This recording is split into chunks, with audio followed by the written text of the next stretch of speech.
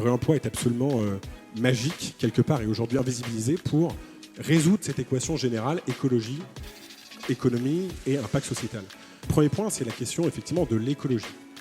45% des émissions de CO2 qu'on peut réduire pour atteindre les accords de Paris peuvent se faire via l'économie circulaire et en particulier via le réemploi.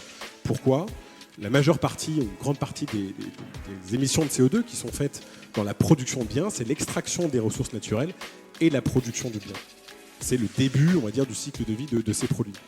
Je passe en dehors du fait que finalement on n'a pas non plus d'extraction de ressources naturelles massive dans notre pays et au passage en Europe, mais quoi qu'il arrive, si on a une équation mondiale qui est l'écologie, 45% d'émissions de CO2, c'est effectivement la production de biens neufs. Si on prend le bilan carbone d'une entreprise comme la mienne, qui est une entreprise de distribution, qui fait à peu près 1 milliard d'euros de chiffre d'affaires en Europe dans 17 pays, tout ce qui est utilisé au quotidien dans un entrepôt ou dans un bureau, 90% de notre bilan carbone, ce sont les produits neufs que nous distribuons.